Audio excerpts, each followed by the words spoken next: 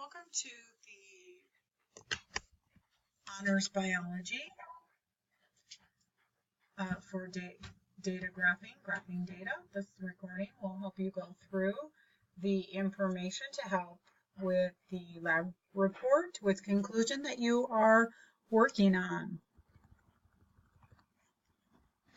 So with a hypothesis, you use something that will have the idea of an if, then, and because.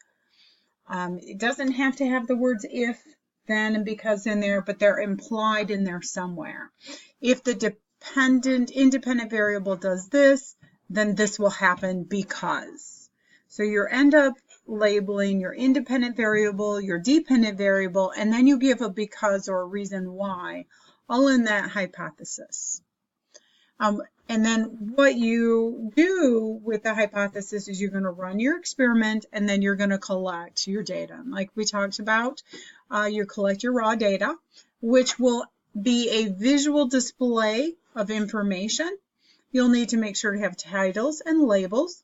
You'll be including how you measure things, so you'll need measurements in there. Here is a sample of what a data table will look like.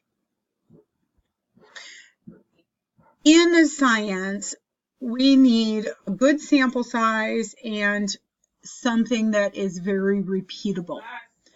The idea with a good sample size, in our case for honors biology, will be 3. 3 is a good sample size for a small class or a small one-section short test. In real life, you would need a much larger sample size. Why do we need more than one? Well, we're looking for an average change. One test, you could get different results than another. So we need to show that it's a consistent data that we can report, not just a fluke or an accident or a special occasion. So we take that data and we're going to analyze it. And to analyze the data, we need to use statistics or math. After we analyze the data, then we'll be able to go back in and use this data to tell us if our hypothesis is correct or not.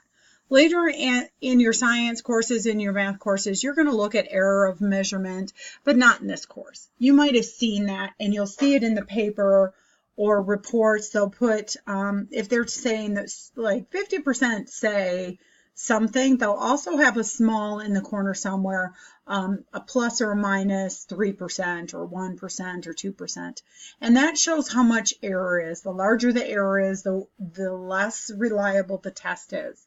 Because if it's a 50%, say 50%, and it has a 3% error, it could mean the real numbers are either 53% or 47%.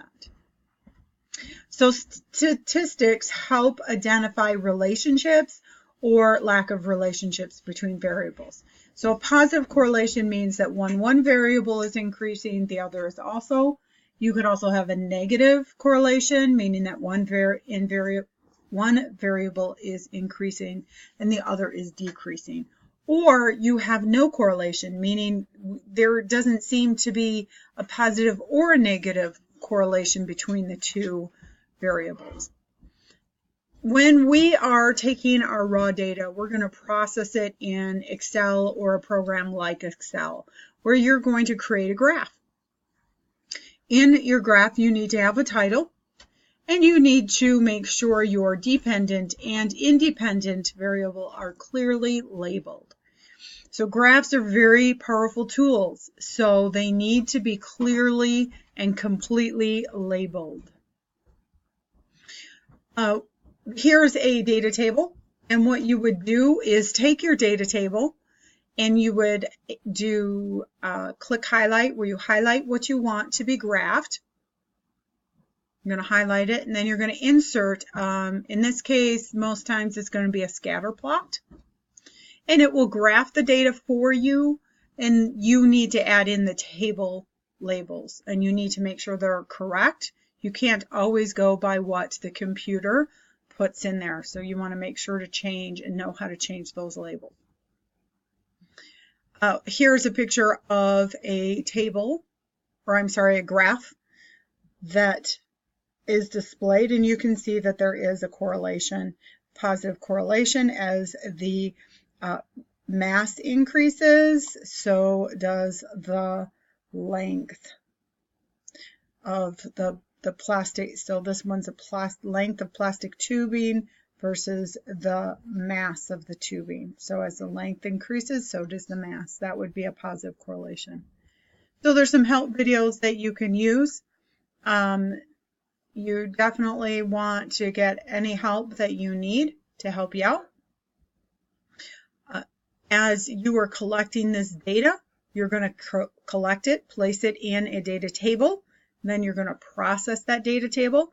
You're going to give a few sentences explaining your results. We never give our data only in words or only in graphs. We always do it with both, and we explain to people what they are seeing.